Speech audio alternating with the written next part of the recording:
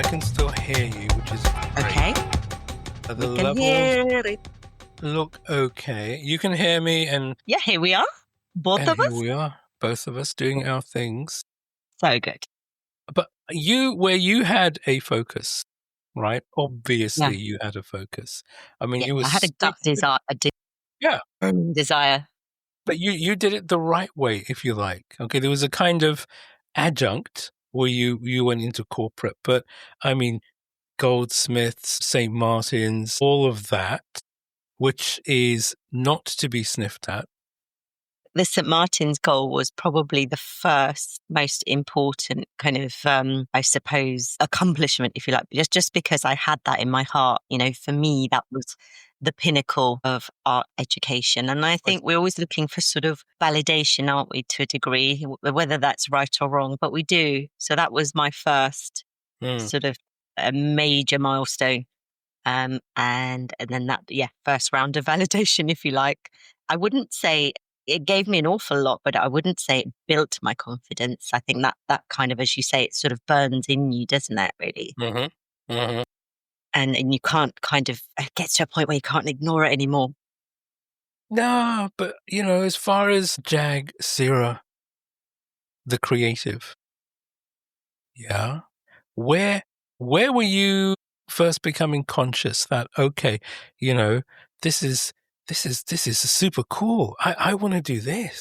Yeah, I just knew that was the thing for me. I was so young, sort of so young and unaware of really what gut instinct actually means. But I just knew this made me really calm, happy, whether I was drawing, whether I was painting, whether I was creating something. I knew I was content when I was doing it. And that was before I even knew that it was a career path or, that you could pursue it in that kind of formal manner. So in that little video, I think, where I talk about I was 10. I mean, I literally was 10. I used to jump up and, I want to be an artist. I want to be an artist. So there must have been something in me that even at that point, my consciousness wasn't aware of, but I knew that's what I wanted.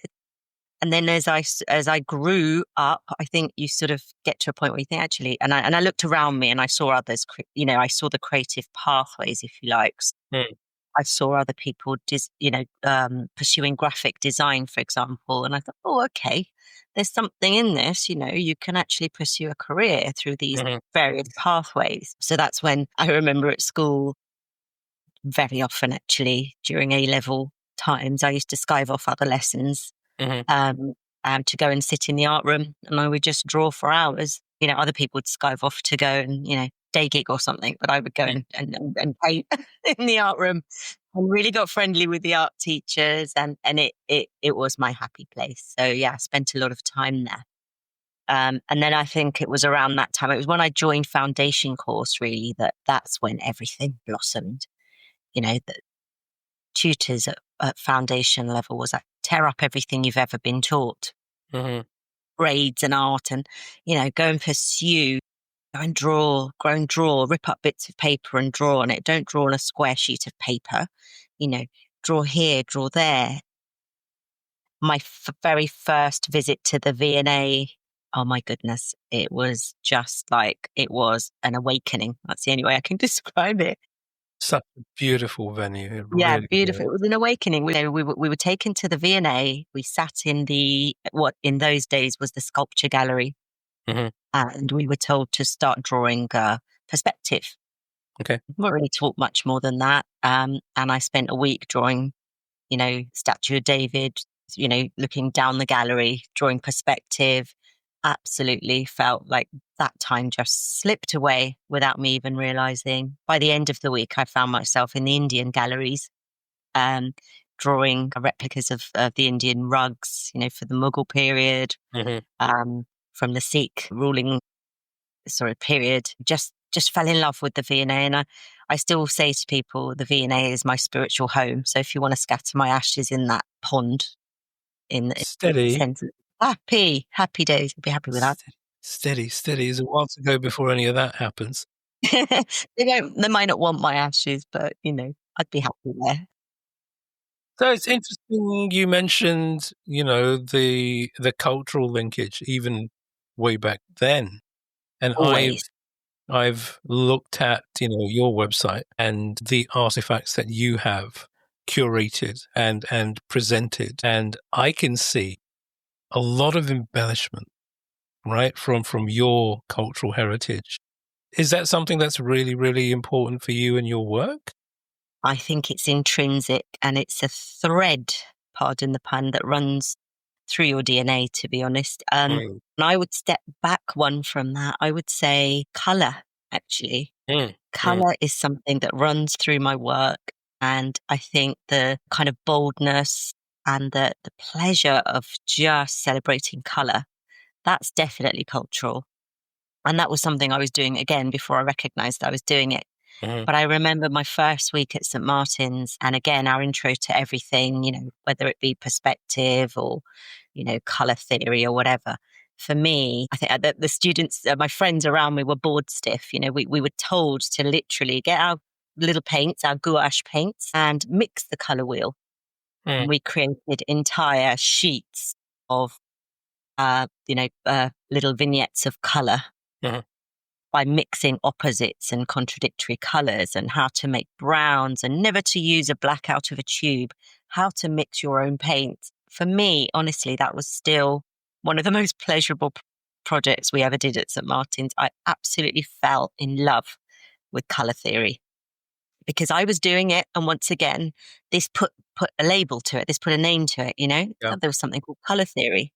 And I was lucky enough to be taught by a guy called Garth, but I was taught by a guy who was a real advocate of color theory. Okay. So he was really passionate about it. And I remember the first set of paintings I produced after the color theory project. Okay. The learnings just flowed out into the painting. And I was kind of doing impressionism before I realized I was doing impressionism. I was captivated by the impressionist movement, the fauves, Hmm. who were the wild beasts translated, of the European art movement. And all of the vehicle was color, literally. So for me, I think I will rest everything on color first, and then the drawing flows from it. And I think, it attracts me in other people's work, but it's kind of where I feel I do my best work as well. So that has to be cultural, that I think, looking around me, and it was a diverse group of people, but the celebration of color, and I mean, it was alluded to, maybe not in the most positive of ways always, but this kind of ethnic influence was Hmm. always there. We all know now, don't we, in the journey that we've taken, that actually that was something to be celebrated and to be proud of, even if others at the time weren't necessarily celebrating it. No, I mean, you're absolutely right, of course. And we'll get into that bit, right? But what's already really, really evident to me, and because I've recently looked at, I can't call it a body of work, but what you are presenting on your site. And there's such a layered complexity to it. There really, really is. Listening to this aspect of your story, it's wonderful because I've kind of got now the script behind the Yeah, canvas. yeah, yeah. And I think that that's evolved. And I think that that can only come from, as you say, a sort of, if you like, half a lifetime's development. And everything you do in life contributes, doesn't it? Even if Mm, you don't know doing it at the time. But everything you learn contributes, especially to creative work, right? So all those years we had in corporate life, we were designing from the other side of the table, weren't we, if you like? So yeah, we were literally writing sometimes. briefs. Yeah, we were strategizing, weren't we? Yeah, We yeah. were writing briefs for other creatives. And I think that's really helped me in my work now, because in my commercial work, I try and get under the skin of my client, whoever that client might be. Mm, And my business partner, she often says to me that you have a chameleon like quality. So mm, although my thread of my work and maybe the core of my work is in the style of drawing, and I always go back to drawing as the very first, sort of a germ of any project, mm, any mm, design idea, anything always starts with drawing. And that's where Jag Sihra comes into it. That's where my DNA is. And then, but after that, in order to please, and any designer, as opposed to the art side of things, any designer will agree that you have to please your client in the end. But I think what's happened over the years is I've managed to hone my ability to get under the skin of a client's, of a client and their desires, and to make them happy, but using my skills as a vehicle. Mm. That's a nice result, and the layers show. You're absolutely right. And then, you, in any given piece of work, you'll get an element of me through my drawing, and then the boldness of color, and I'll sort of have that running through it. But then actually it could be that the client really wants to dial up an anniversary or celebrate something. Yeah. So I managed to kind of weave all that together. And I think that's where you've rightly said that there are layers to the work. It's not one dimensional by any means. And it's not all about me, it's really not all about me, because for me, that's not what a successful designer does. I think you can go and hole yourself up in your studio and paint for a day just for pleasure. And that's the artist in you. And we all need to do that sometimes. We need to vent, right? Yes. But I think in order to design successfully and to call yourself successful as a designer, you do have to please the end client or customer or friend or whoever it happens to be, that you're doing that piece of work for. Well, that's it. I mean, that's something that I learned the hard way. Okay. It's a balancing act. We've all gone. I've had my breakdowns, gone and had to make a cup of tea and lock myself in a room and scream for a while. But you come out and you start again, because the passion drives you. You want to get it right as much as you want to get a piece of art right, or to fulfill that, what's the word, the bar that you've set for yourself. You also, there's a real pleasure in pleasing somebody else with, through your work, I think. I think that's absolutely spot on. I think what you might have done in the past, that might have got you a gig, right? But then it's about, okay, how do I keep that gig? And then if you look at exit strategy, the work that you're doing now, it's got to influence the opportunities for tomorrow. Yes. Yeah. So there is a huge commercial reality. There is. Pipeline is a thing, and I think we've all been mindful of that. We've got to have the pipeline alive. Yes. Keep it alive. Yeah, and this is something that I've found in my space, which is less about artisan creation, if you like, but more in the digital realm, and more about behavioral science and that kind of stuff, where the younglings, they seem to come out of college now, and okay, I love the ambition, I love the passion, I love all of that, but invariably they'll sit down with you and they'll say, well, this client, this PO, this whoever it is, they don't get it. I'm here to do this, and they don't want my ideas, and they're very fixed. And how do I said, listen, why are you here?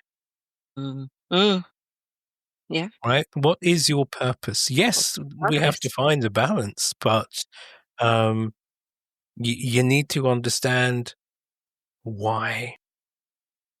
And if it's not you that's going to be utilized, why? Yeah, it's hand-holding, isn't it? Yeah. A big part of the skill set is hand-holding. And I think both of us, we had to cut our teeth on that skill. Back in the corporate days, I think you have to hand-hold and you have to guide. It's a soft skill that serves you well, I think. And if you can bring your client on side through those soft skills, they start we talked about it a lot the other day. They start trusting you, right? So you've got to build. But equally, there has to be humility. I think what you've just said about, younglings is that there's you have to remember humility, because we don't all know everything. Yeah, we have the skills, and we've built them over a long time. And I argue with people who say, well, just come and be whatever you want to be. I don't buy into that. I do think you need to do an awful lot of learning before you can stand on a pedestal and lecture, or profess to know enough to lead someone else to an end game, right? You need that. And actually, I mean, every creative that we look up to will always say, you don't stop learning. No. You don't stop learning. And if Never. you do stop learning, then actually, time to maybe step off, It, because it's in the learning. And we all know that. I mean, teaching art has always given me the sort of energy. So I often go back to that, whenever I can, to do a little bit, whether it's a little bit of lecturing or whatever. But that energy that you get from that is all through learning. Every piece of work that you do, every project that you deliver, there's a massive learning every time, every single time. And you need to start embracing that and looking forward to every project as another learning curve, another opportunity to mm, get it right and do it better than last time. And you look back then, I think even in terms of setting up the studio, I look back to when I launched the studio, and the skill, even the sort of digital skills that, I was a paper and pencils girl and paints, but I knew I had to pick up digital skills, and I, pushed myself out of my comfort zone. And now I feel that I can actually meld the two together again to create that multi-layered effect that you talk about, um, but listening to you now, you're still advocating for graft, for passion, for resilience. You cannot rest on your laurels, I look at you, yeah, and I'm hearing about your story, and thank you so much for sharing it. And you just keep getting better and better and better. Goodness, that's so kind. But you But do, and you are.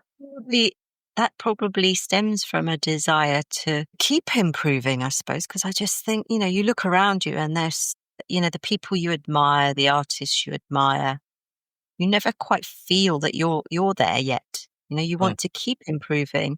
So if that's a sort of what's the word? If that's a tenet that I can live by, then happy me, because I'm living my dream, And if I'm getting better while I'm doing it, gosh, that's just a bonus. But I'm getting to, showcase my art, do drawings for people, paint for people, design for people, and they're loving it. And that just has to be, just the ultimate for me, and if it means you get more work, if it means you get to talk about your work, and if it mm. means other people enjoy it, then that's even better. But yeah, I think that's a byproduct, really. Getting better is a byproduct of feeling that desire that actually you can do better.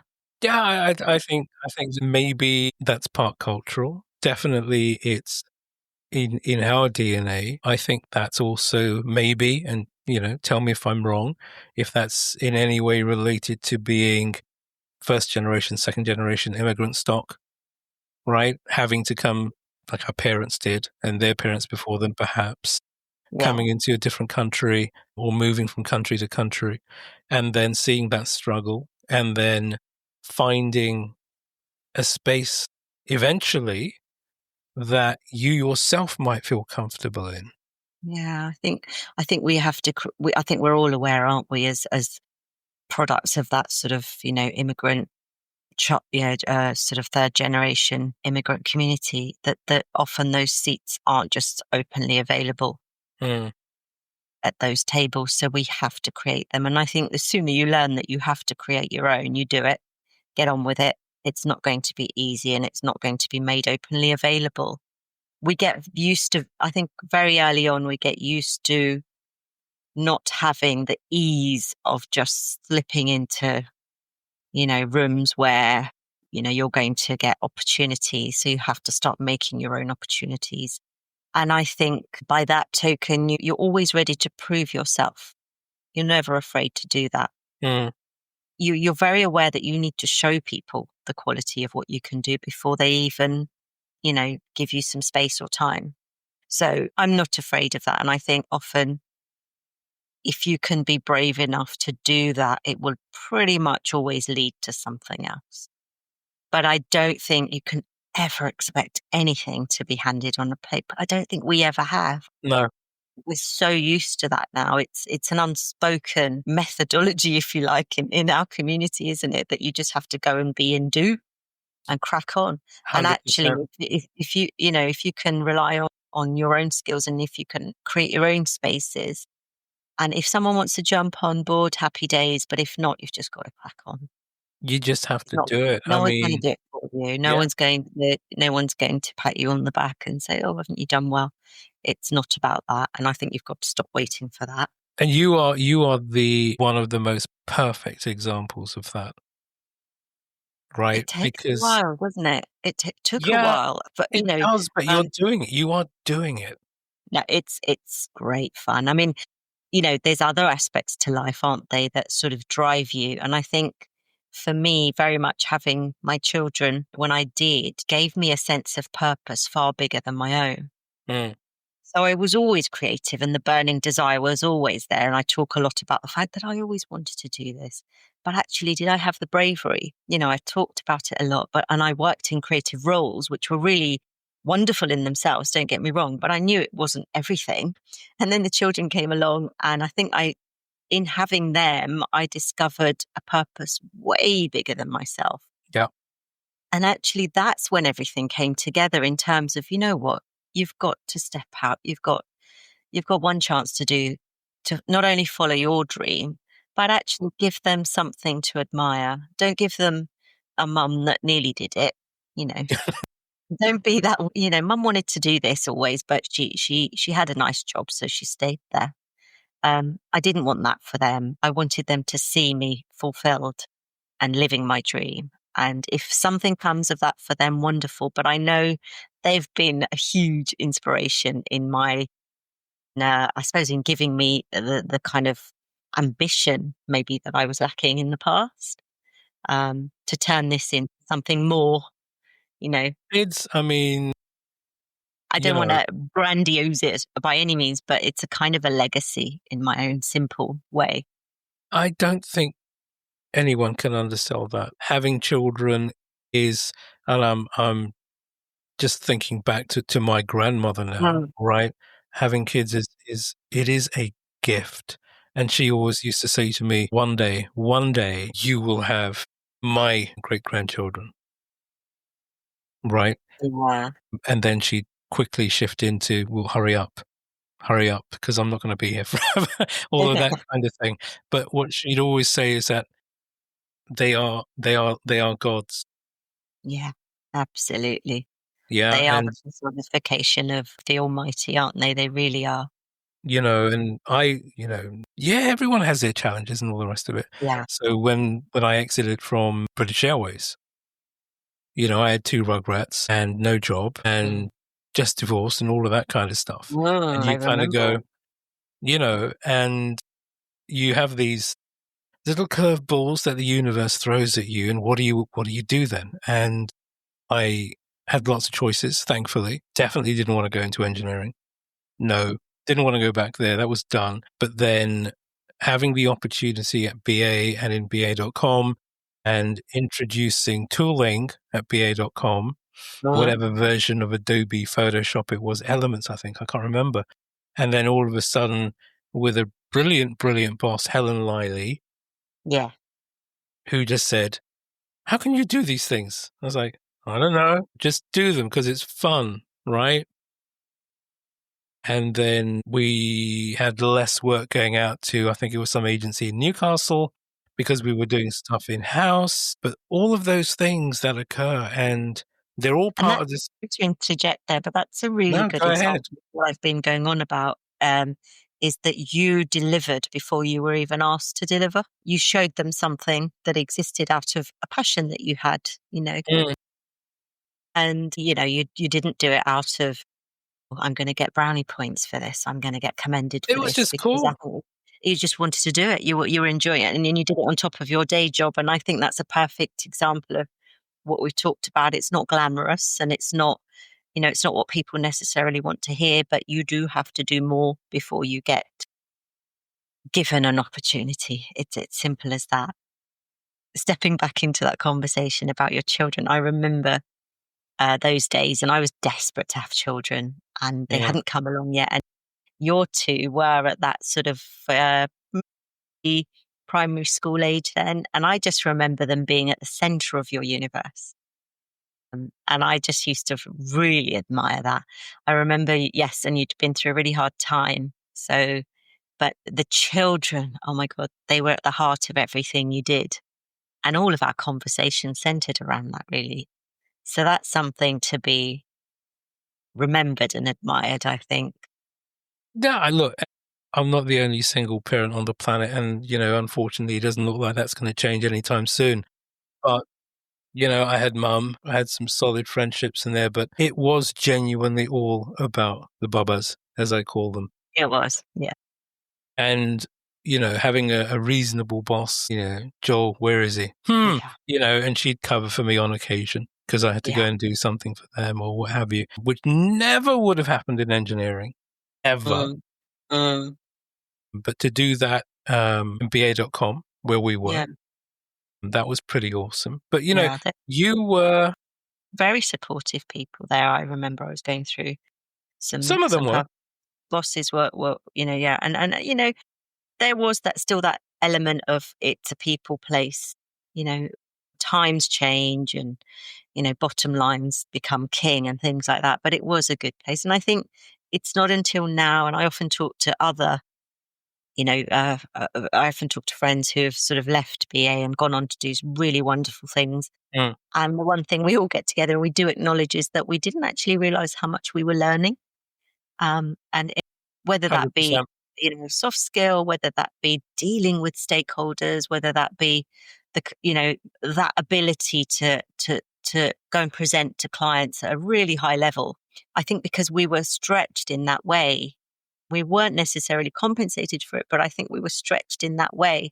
So actually now when you have to go and do it on your own steam, you don't actually feel that fear, because No. actually you realize, actually, I've done this many times before. Your Yeah. language change, your ability to communicate at certain levels.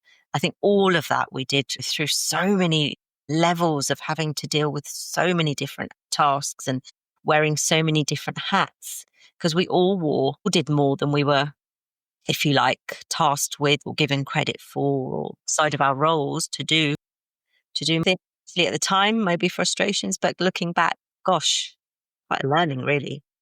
A massive learning. I mean, I learned aspects of what does a good line manager look like? Yeah. What, and you're not conscious of it per se at the same time, right? But on reflection, particularly in agency land where you've got some overbearing twat who's telling you, yeah, this has to be done like last week. You're not going anywhere until this is done. We're paying a fortune for you. La la la la la la la, and It's just indicative of the nonsense. nature of Yeah, that's yeah, agency land, right? deliverable commercial work, isn't it, to a degree? Which is kind of nuts. But we were at I guess, the original .com boom, right? Oh my goodness, yeah, it was the next big thing, and it was going to change the world. Right. So, I mean, for folks who don't realize, it's everything, particularly the airline and travel sector was all call center. Yeah. If you had a website at all, yeah, good luck. Mm, It wasn't anything pretty. I don't think British Airways actually owns the domain name BA.com. I think it was Bell Atlantic originally, and then suddenly it became available and someone bought it, and that was great. But then the features and functionality were very, very limited, just ABA mm, journeys. Like yeah, ABA, for those who aren't familiar, you start somewhere, you go somewhere, and then you come back to the place that you started, right? And goodness, yeah. Showing our all, age. well, but the internet was, yeah, just there, and we were Yeah, I lucky. remember selecting the color palette for the GUI, as we used to call it in those days, Yeah, yeah, yeah. and having great fun naming the color palette, things like puff powder yellow and things like that just for fun. I mean, Um, then, all of that awesome work, which was so formative, yeah. right? And so you'd come from a very, very studious academic, but born out of your own creativity. Mm. Then, so was there a space in between the academia and BA? Just I guess, chronologically. Yeah. So I entered St Martin's and did a BA honours textile design, which was wonderful. Then I did a year of teacher training, funnily enough, and I don't often get to talk about that part of it, but that was again very stretching and really interesting. And I actually took on the teacher training thinking just in case, Yeah. um, I What do was they offered call, a is that job. PGSE? Is that Yeah, PGCE, so postgraduate in education in art and design. But before I finished it, I was offered a job. And again, I was reluctant. I felt, oh my goodness, I'm so young. And, do I really want? And I always knew I didn't want to be stuck in teaching. I know maybe I didn't want to sort of negativize it, but it's true.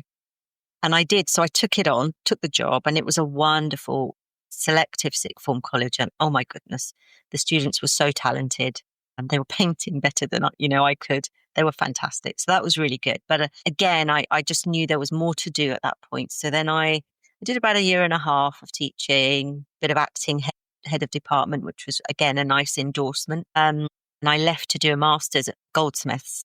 right? Which was just one of the most fantastic of creative expression years that you could ever ask for. There were no limits. It was a fine art based sort of textile masters, which meant that you could just explore. And there was it was a bit different to St. Martin's in that there was no sort of, we're going to showcase you at the end of this. It was just all about you. And I had the best fun. I really explored my inherent creativity in a very deep way. Left Goldsmiths. And actually that gap that you're talking about was just pavement pounding. Very early on, I was knocking on doors because I was at that point, then I went in as a sort of freelance designer. So knocked on the doors of the likes of Liberty and actually got a mini collection into Liberty quite early on. So I was quite pleased with myself. It was under the Liberty label. And I was still quite green, commercially. So I found myself doing a lot in the hope, of more work. And as I say, you're not necessarily very aware at that point of being taken advantage of. But anyway, the promise was that there'd be a second collection coming, but under my own label. So I was very excited for something like that so early on. But then actually, I think my CV went in on the Friday, and on the Monday, Liberty were taken over. One of their very many takeovers, but they were taken over by a Japanese consortium. So the whole team was essentially disbanded. And that was quite an early learning of the kind of instability of creative life, if you like. Even jobs in the creative fields. And I thought, oh God, this is interesting. So yeah, but I did get some really interesting projects. I did uniform design for the Radisson Hotel Group. They didn't really have an identity then of any kind. They were down on Bath Road then. So I was introduced to Jasmine the Singh's wife at the time. And I pulled together a bit of a visual identity and just did a very simple uniform sort of set for them. And that rolled out, that went into production, which was really nice. So did some bits and pieces, and I was just feeling a little bit unstable with the whole thing. And actually it was slight serendipity, if you like. I'd moved to West London with my husband, and, we were just sort of talking about sort of the amount of people that worked in British Airways that lived in West London. Yeah. And I just got a bit curious, and had been watching news excerpts about the new visual identity, BA changing its kind of creative, the whole Utopia identity was launching then. Anyway, I just sort of did a bit of digging and realized there was an in-house design team. Mm-hmm. And that's when I thought, okay, that would be really fun. So just applied for the graduate scheme. Right. And not expecting very much. And it was convoluted in that I got onto the graduate program and actually spent a few years doing lots of things around the company, including BA.com, before I actually entered the actual design management team, which is where I delivered all the lovely fun interiors and but that was great. I mean, I can still God, it's just come back to me. I've been farting around doing I don't know what. Even that took a while, even to get to the right department and do the right job within BA. A while, I had to be really sort of patient. No, but I do I didn't even know we'd call them scamps. I just do some nonsense, right?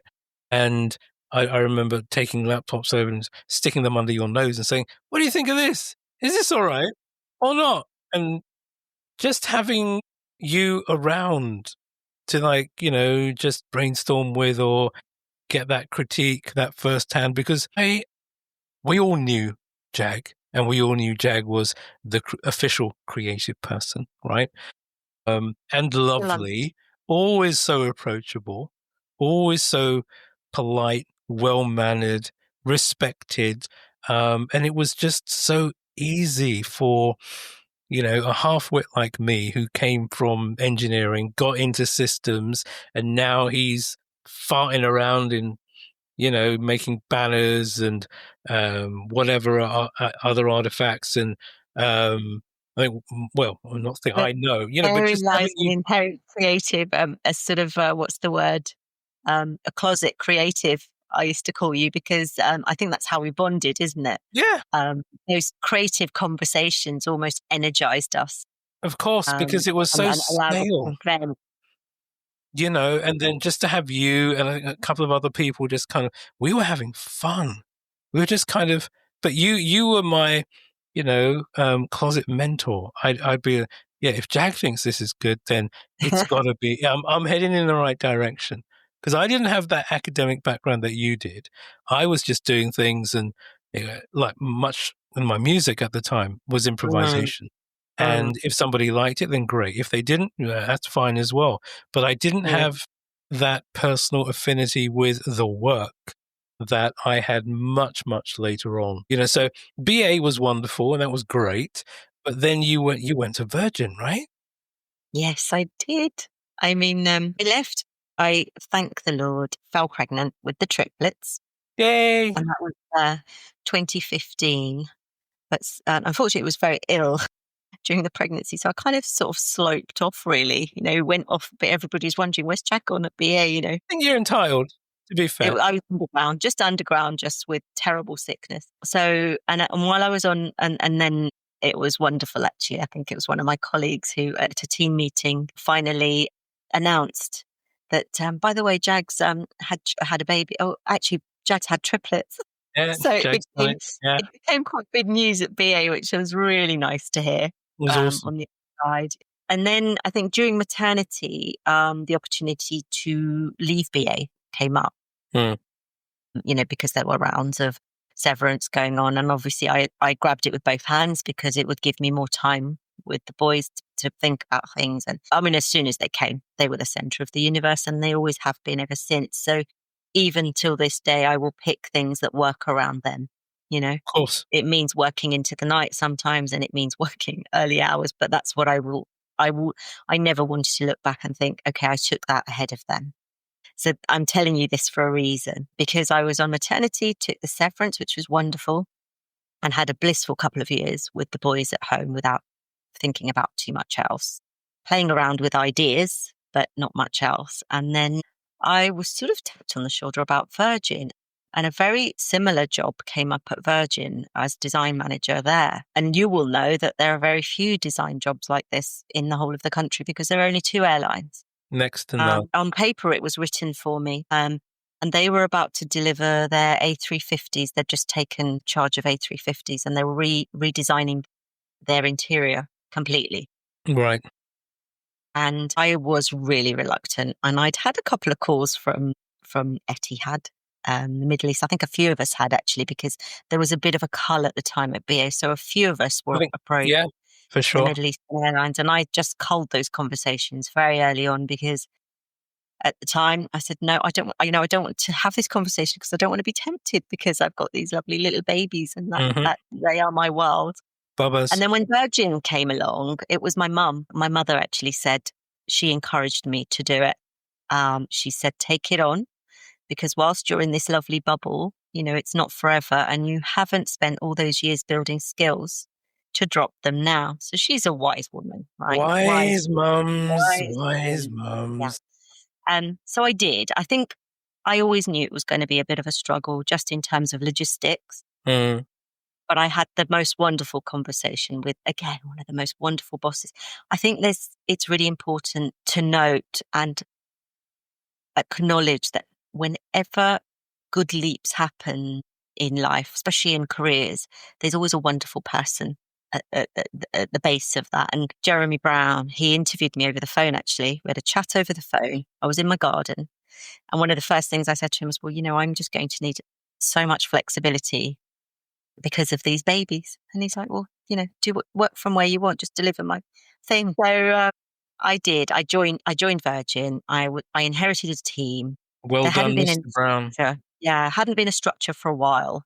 It was a wonderful project. So in a nutshell, ship-shaped everything and brought in a wonderful agency called Factory Design. And we started playing around with ideas for interiors because at the time Virgin were ready to give up their bar on board, which is Okay. what they were famous for. And we were looking to sort of coin essentially a new space, new public space on board the aircraft Right. where So people could just gather. sorry to interrupt, Jack. Just to be clear for everyone who might be listening, this isn't just soft furnishings. No. We're talking about the entire cabin experience. Yeah.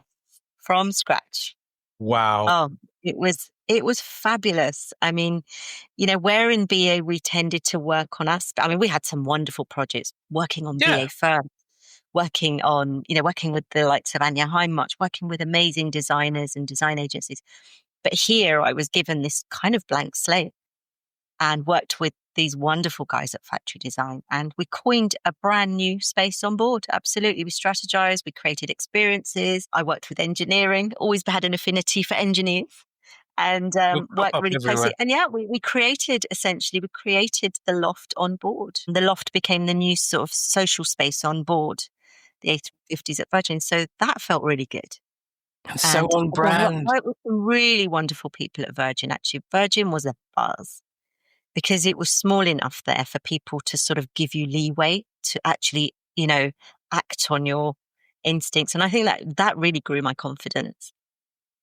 But about a year or so into it, I think I was getting physically a little bit burnt out just from the logistics of getting there, even though there was lots of flexibility. And I felt myself thinking, I always said babies first, and this is getting, more intense. So once that was delivered, again, there was a bit of a restructure going on at Virgin. I was actually offered what would have been my dream job before Bubbers.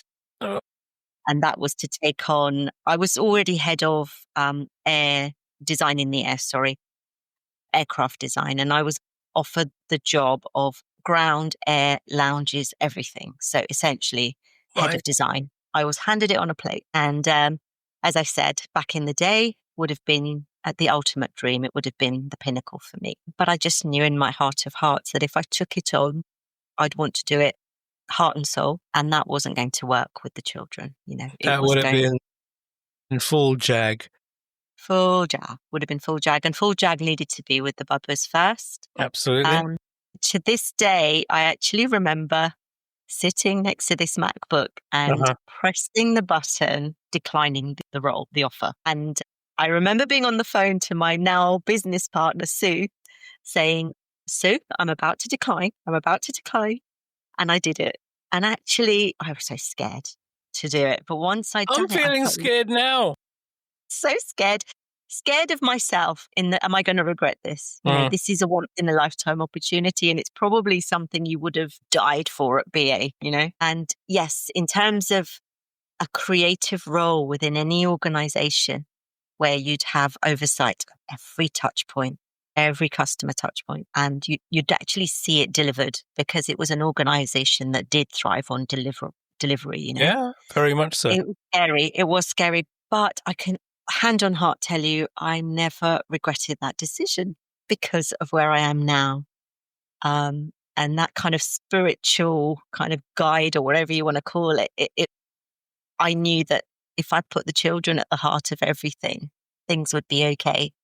And actually, very quickly, I got some consultancy roles, probably within the next week or so, actually. I was offered some consultancy for an aviation supply company. So doing actually supplying design into airlines. So worked for a company called Watermark, did some contracts for them with some really funky airlines actually, which was good. And actually went back into Virgin, went back into BA as a supplier, which was interesting. That's But again, got to be insane. creative from the other side of the table, learned what it was like to be that person that wasn't, called back for like 3 weeks when you're waiting on a decision I would from a love stakeholder. to have been a fly on the wall, Yeah, right, in those conversations with those conversations. Yeah, whomever it was who was, okay, maybe they were aware of your history, your provenance, maybe yeah, not. But then, okay, so you're a supplier and this is what we need. And you're I'm assuming here, but you're sitting there thinking, I was in your chair not that long ago. Absolutely not so long ago.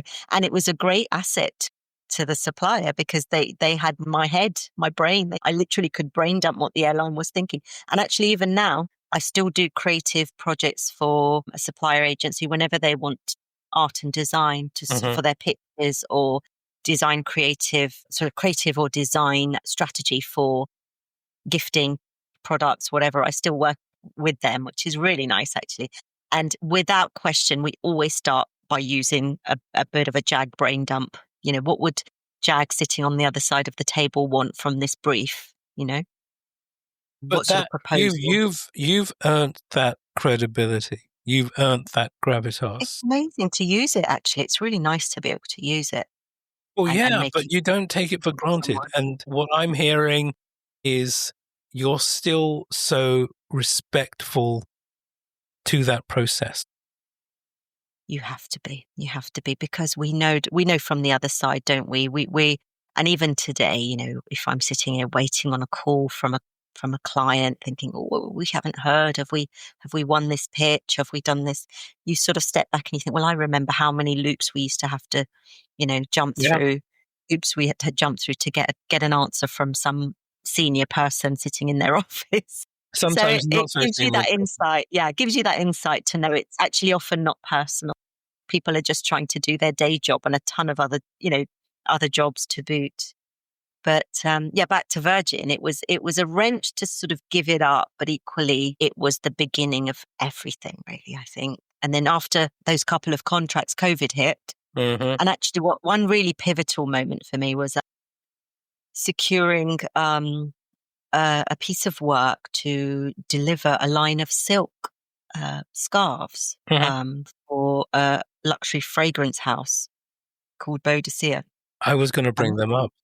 Because, you know, whilst the product development side of things and product design was really interesting, of course, my heart and soul is all about textile design. So when someone comes along and says, yes, design a line of silk scarves for luxury fragrance, I mean, you know, come true. So just pre-COVID, I managed to design the entire collection, create the strategy for it, design the collection, got our work in lovely, you know, beautiful. I mean, they were quite prolific in Harrods anyway, but to have my sketches showcased in the window, that felt good, you know, all of that. And then the line was ready, pretty much ready. Then we did a bit of a soft launch Mm-hmm. on the website. The core customer for that fragrance line is in the Middle East and still is. But then COVID hit. So the line was just put on hold for a little while whilst COVID did its thing. Mm. I was kept on, which was wonderful, really nice for me. But what that meant was that I had income and I didn't really need to do anything for anyone. So I thought, and it was actually my lovely husband who said, you know, you're doing this for other people and you keep doing it for other people. When are you going to do it for yourself? You know, when are you finally going to drop a pen and do it for yourself? By this time, I had what was really nice was I'd through that project, I'd garnered a sense of the whole cycle of production as well, in terms of developing my art, drawing the art, developing the designs, and then actually getting them manufactured. Yeah, So but I had, this is this whole 360 aspect of how yeah, your career has developed, right? yeah, Again, it's going back to that theme, yeah. right? The theme You're doesn't. It's amazing. I constantly honestly learning. You're can do constantly it. You know, learning. constantly trying. Okay, well, I need to deliver this, but what are the skills? What are the skill gaps that I have that I need to fill in order to deliver? Okay, Right. so let's go and find some time to upskill. You know, I still, up until last year, I was still nervous about InDesign, would you believe? But I upskilled and suddenly my presentations, and I've done some brand deliverables for people. And just that little tiny upskill to InDesign has elevated my presentations to another level, you know. I mean, I've mentioned this on other episodes of Dubbo. It's like, I'm still flabbergasted that people who don't have craft legacy, who can't do, yeah, get Mm. into leadership positions, and they're supposed to be looking after those who can do, right? What's your take on that? Do you have a take on that? Yes, absolutely. I mean, we lived it, didn't we? We lived it. We lived having to go and present or products or beautiful pieces of work that we'd put our heart and soul into, Hmm. and using all this lovely knowledge that we've discussed. And you'd have to go and present it to somebody who was 2 or 3 notches above you, Hmm. because that's corporate life and that's the corporate structure. And then being told, oh, it's not a colour I usually like, oh, I don't fancy that one. And it could be, honestly, I've heard things like that said. And yeah, it's really difficult. It's really difficult to swallow. It's the nature of the corporate life, unfortunately. And there's nothing we know what we feel about it. I think it's terribly sad, but because certainly design is often an adjunct, isn't it, in corporate structures. So, and also I find generally, I always say this, that design is so subjective, right? So unless you've got complete ownership of of of a design project, you're never going to be able to just deliver what you really want to deliver, because it goes through so many iterations, it goes through so much feedback. For in corporate structure, people feedback for the sake of feeding back. They don't even know what they're critiquing, but they know 100%. they Someone's need to. someone's put them Yeah. on a panel. They're on, an email of an email or a list Want of to feel something, useful. Yeah, they and want to feel useful. They it's, want to feel that they've contributed. And we live decision that. by But I think, consensus. to answer your question, my take on it is that's corporate life. And that's why you need to jump out and do it for yourself, because then that is the nearest you're going to get to a complete cycle of my germ of an idea, my evolution of the idea, my finished design, and then here you are, lovely customer. There you go. But I'll just caveat that, because Mm. even that client, as you'll know, I'm sure you've experienced this. You'll have nights where you'll just cry because you've created something wonderful that fits their brief perfectly, and they'll come back and say, actually, I think it was better if when we did it last year and we did it like this. So things like that will happen. Customer is always king when it comes to commercial design. You have to suck it up. But You doing it for Yeah. yourself means that at least you're driven by your passion, to get from your seed to get to the customer just through you. That's worthwhile. And I think we were close at Virgin. I think of all of the places, we were close there, and it was really satisfying. And I think I was lucky enough to work with such you talk about humble, but brilliant people. The guys at Factory Design, brilliant. I mean, they were the guys that were behind Interiors of Concord. That's how long they'd been working. But Gee. they'd kept their agency small and perfectly formed, and they're still really respected. So learning from those guys, people like that, was really fortunate, and I'm still friends with them today. So that was really good. But yeah, I think pressing the button on Virgin and then just launching straight in, and then doing those, working through those contracts was really a nice transition, Hmm. because it halfway house between going out completely on my own. And then COVID hit, and post COVID and during COVID, I opened Studio Jag Sihra, and I started with the line of scarves, my eponymous collection, because Right. that I couldn't think of where else to start. And I thought, well, you know, I love silk, always have, and I love printing on silk, and I love, art, and art and silk is a perfect combination to showcase what I do. But again, that was 4.5 years ago now. And things have evolved so much. But talking of what you've just said about full circle moments, there are so many, because through working with Sue, who's my project director, and she actually used to work for supply into British Airways when I was design manager there. So we sort of struck up a very good friendship. And she's got the nous that I think I do lack a little bit, which is the project, keeping a project management schedules, numbers, all of that. Creative people don't like that stuff. So I'm so lucky to have her, because she is a brilliant project manager. I think And that's one because of of, the reasons why I get a lot of people get irritated with me, because they see the interesting haircut and they think, yeah, okay, he's a creative, but then they don't know that I'm a stupidly qualified avionic test systems yes, engineer and yeah, I know the it's tech, so important. Yeah, you know, you have to have skill but in order you to learn deliver the all big that. projects. Yeah, yeah, absolutely. And build the trust, it's lovely presenting beautiful things to people, but if you can't deliver against their brief, then Correct. what good are you to them? Nothing. You know, they've got pressure, they've got commercial targets to hit, they've got customers to please. But this So whole holistic view, yeah, right, which yes, clearly yeah, you have, because you've had the opportunity, and if the opportunity wasn't there, mm, definitely it sounds to me that you created the opportunities. You've said no you have to, yeah, politely, absolutely. professionally, and you've gone off and you've done what you felt was right for you at that time. And that's, you spoke about bravery. That's bravery, that's integrity, that's, not being some kind of stuck up whatever. It's, I can do this. This is the space I want to be in. And okay, we're going to see where this goes. I remember, so I got a piece, the first kind of, I suppose, sort of, what's the word? Gravitas piece of, but first gravitas contract I got was with the Royal Automobile Club in London.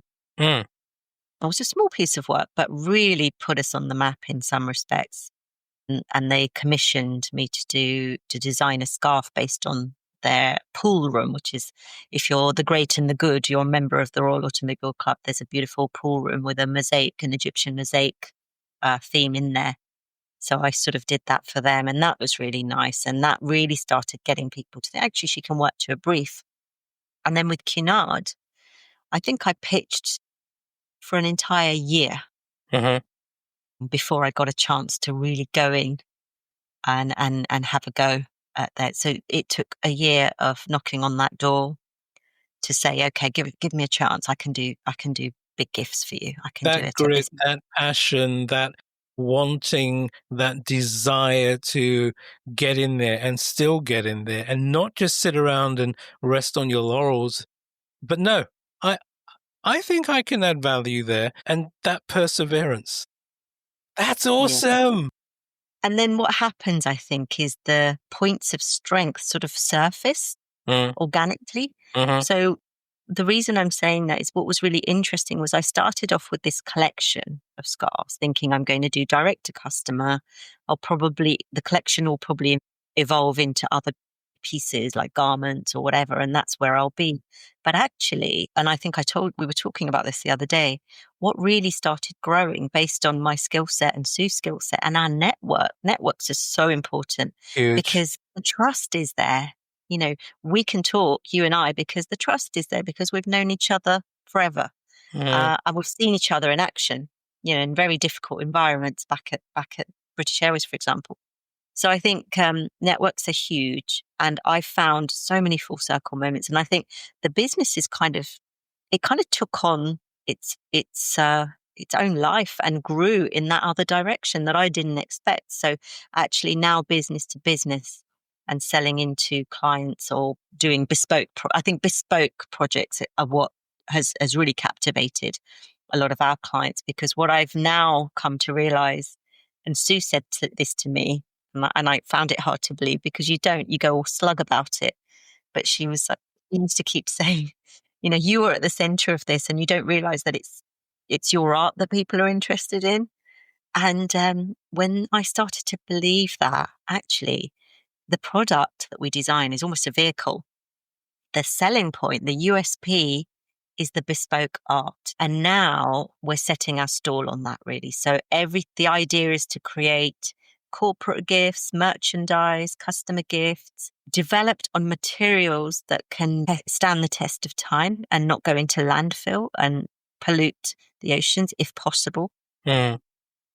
Done create something that people want to keep and cherish. We've all seen back in British Airways, for example, perfect example, by the end of developing customer gifts for premium cabins, for first, for example, how many times did we hear our customers are just leaving their product on the seat?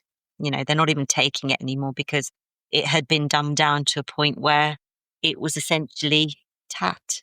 People didn't want it in their wardrobes anymore or cupboards or whatever. I mean, I can So recall, that learning.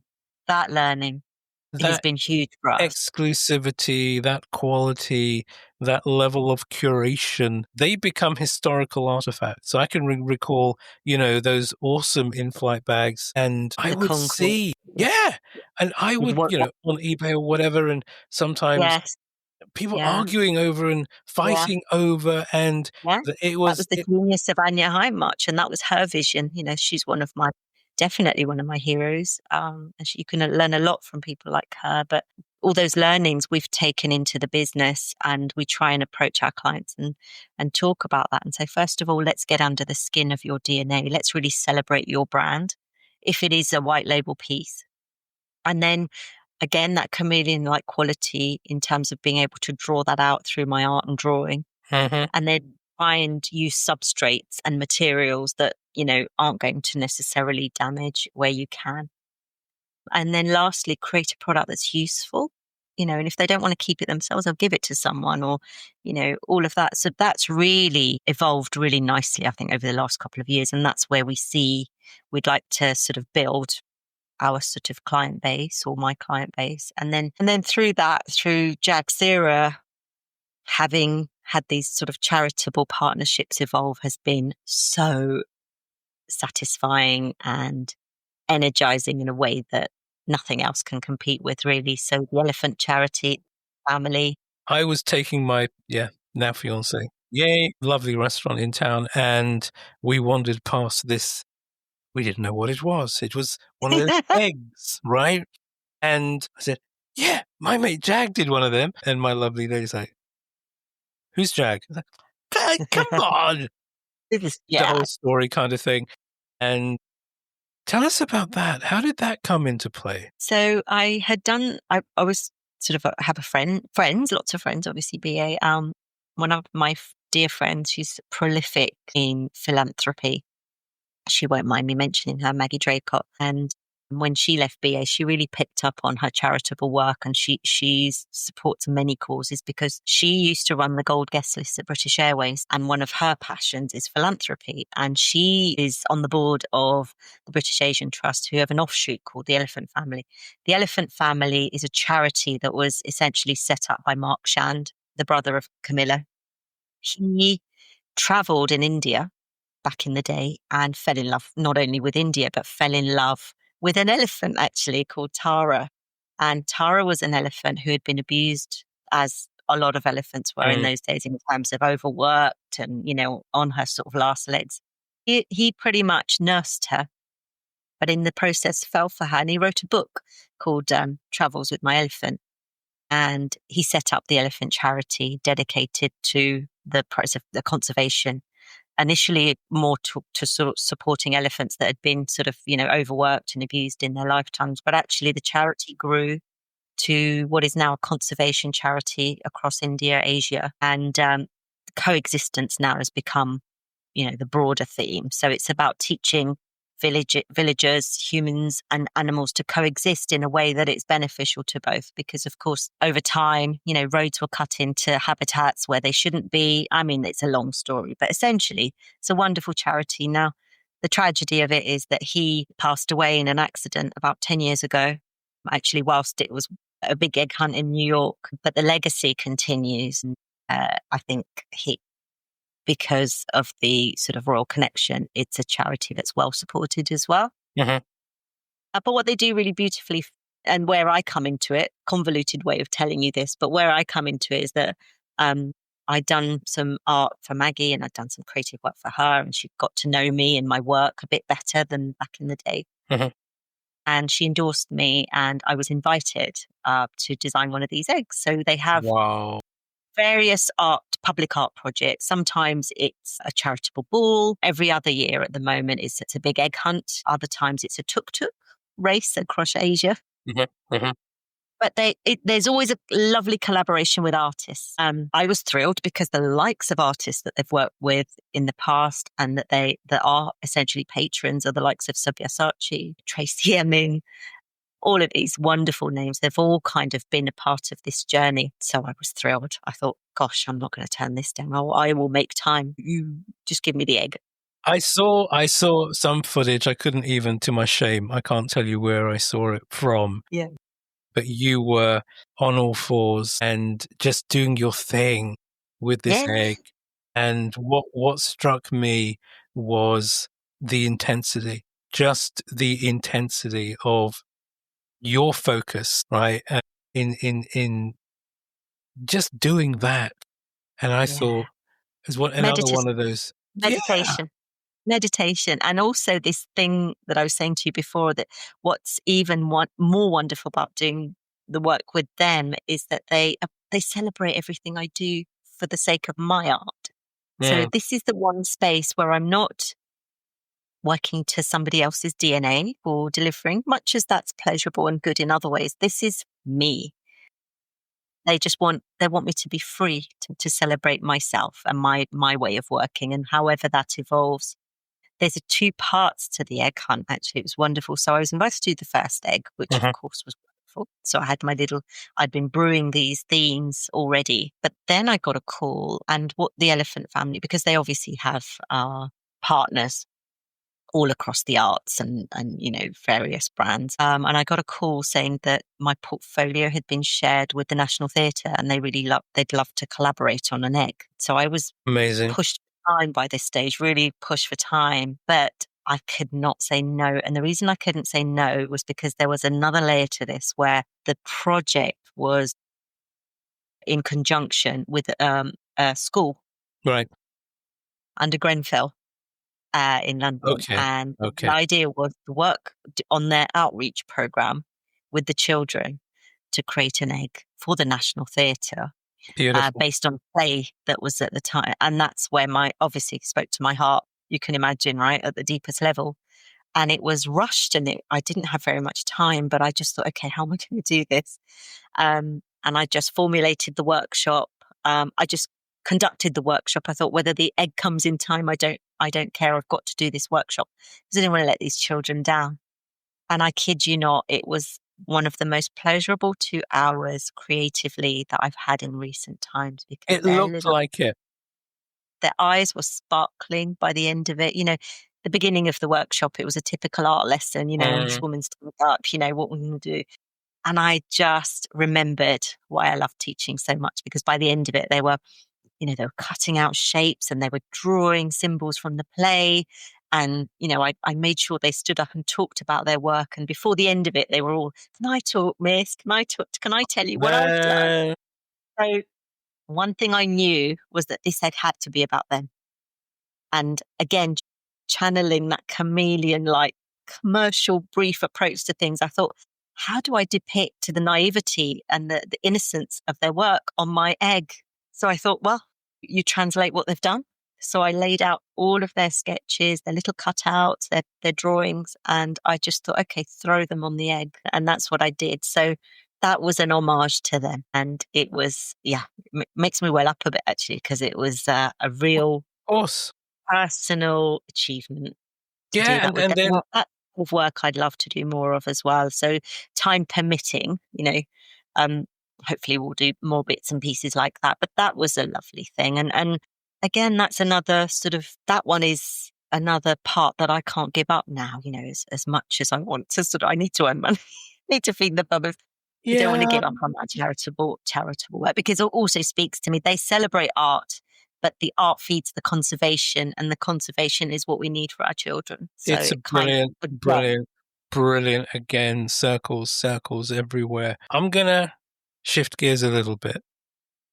Right, we've got this wonderful thing. Genuinely, it is a wonderful thing called artificial intelligence, and it's a question that I've broached with pretty much everyone who I'm speaking to. There's a lot of ambiguity with it because it is developing. But with ambiguity, if there's too much ambiguity, then you move into the realms of anxiety, which is one aspect of a new technology paradigm and everything that that brings. But an awful lot of my peers and just design folks, broadly speaking, we're all going to be out of a job, apparently.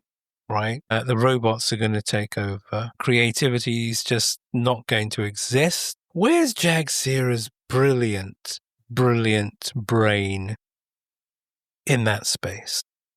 yeah. I mean, maybe it's coming at it from a naive point of view. I don't know, because I need to educate myself more on it, I think. But I think it's not a thing to be afraid of, honestly. I think embrace what you can, and actually, certainly when you're running a creative business, embrace aspects of it that speed up things, quite Mm. honestly.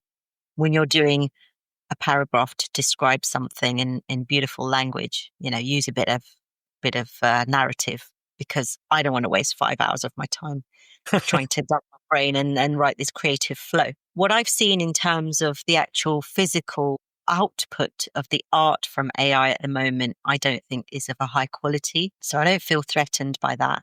The other thing I've noticed is that as fast as that is evolving, people are still yearning, and maybe more so because of it, people are yearning for the artisan. Mm. Because what you'll always find is in anything that's AI generated, it does lack soul. And that's not a tangible thing. But it's not tangible, it's not palpable, but something's missing, you know. Feel it. So you feel it. You feel it. You might not even be able to describe it in words, but I think people are craving connection, soul, and that je ne sais quoi that runs through the fingers of every artist and artisan, right? I think there'll be enough space for everything and everyone. We just got to keep following our passion. We've come this far. Why give up now? Very, very eloquently put. I think you're right. I think the tech is providing speed, right? Not velocity, as the Yeah. engineering part of my brain says. Speed is there, but I don't think anyone's got a handle on direction. And then when you combine both of those, you're going very quickly, but then to what end? And personalization, automation, which you've touched on, fine. I get that. That's as long as the data is accurate. Yeah. Then what is automated should be fine. Should be fine. But what happens to personalization? What happens to artisans? Mm. Because, like it or not, human beings we've got this inbuilt bias. And look, if you go into retail banking, if you go to an airline, if you go to, any online, we're selling you something, they all, branding aside and assets aside, they all are using the same grid frameworks, Yes, exactly. right? The fact that what am I trying to say? The design systems invariably behave exactly the same. And the personalization is where the real value comes into play. And so the bias that I was alluding to is, if I see something now, digital or otherwise, I'm actually, once I've got over myself and, oh my God, that's amazing, the first question that comes into my little brain is, did a human do that? Or did a? Yeah. All of a sudden, I'm not appreciating it for what it is. I'm challenging it. I'm questioning it. I want to know, does that have a soul? Yeah. It's that inherent human desire for connection, isn't it? Yes. And ultimately, we connect to other human beings before we connect to anything else. Let's put it back in context. I mean, when I graduated, graphic design was still conducted on massive tables with fine liners and rulers. And within years, all of that became defunct because digital, the Adobes of the world Uh-huh. steamed along. So everything's evolved, but the creativity behind those tools still needs to be there. So whether you draw with a pencil or whether you draw with a mouse, the soul comes through because there's a human at the end of it. And I think with AI, if we learn to utilize it and for want of a better word, sort of control it to our own ends, then great. But don't let it usurp, because people will start noticing.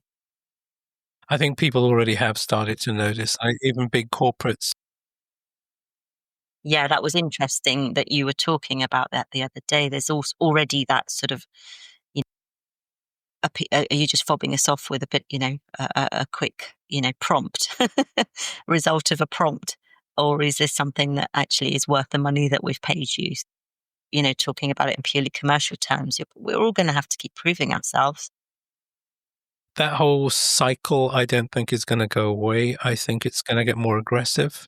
I think artisans like you are going to be so much in demand. Hope so. Well, there's thankfully, there's only one Jag Sihra, right? And I say that in a very, very, almost as a homage, right? Because what you do, what you represent, it's incredible. I'm so lucky that I was You're able slugging to me now. I'm melting like a little slug. behave. Just some, idiot really who's playing with Photoshop elements because I could and I enjoyed Mm, it. And mm. having someone of your, even then, stature to kind of validate what I was doing. Who has that now? It's so important. It's so important.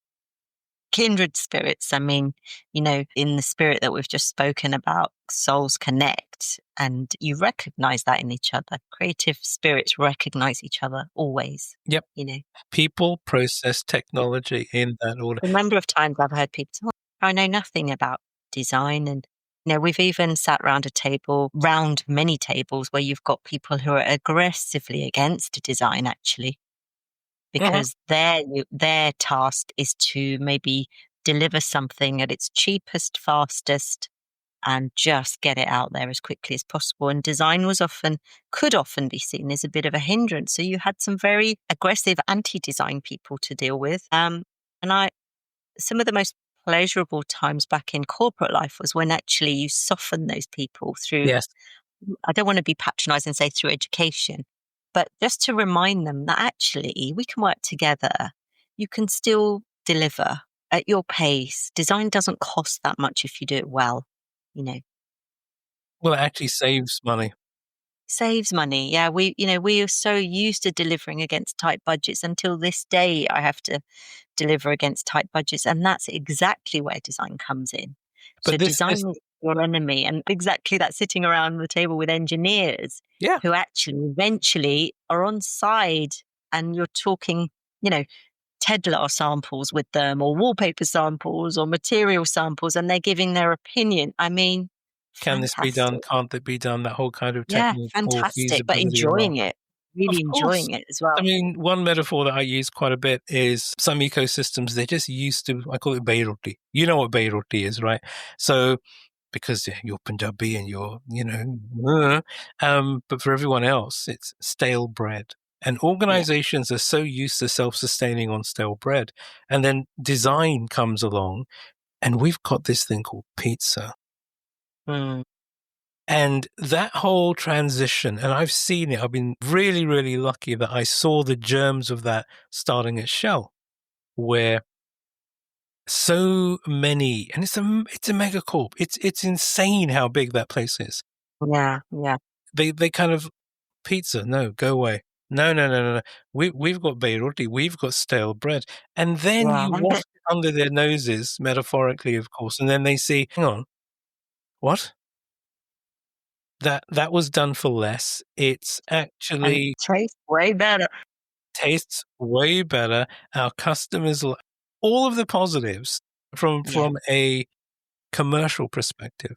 So it costs less to think about. It costs less to actually construct the whole delivery and fulfillment of it. And then, of course, because it's internal, or you've got a good relationship with an agency, the support costings are so much better as well. And this is where I've got to take a moment and celebrate you, because this is where you came in. I mean, these organizations, they didn't even have a sniff of a design interest. Shell, to actually have user experience, a design department being run by people like yourself, that never existed. That never existed, 15, 20 years ago. And then you enter this era where suddenly, just as a bystander, you're seeing these departments being built around, oh, we need to think design. We need to include design thinking in our strategy. And that's where people like you have come in and educated But we've those tried. organised. We've tried. Yeah. I mean, the story didn't end particularly. I don't think it's ended. That's wrong.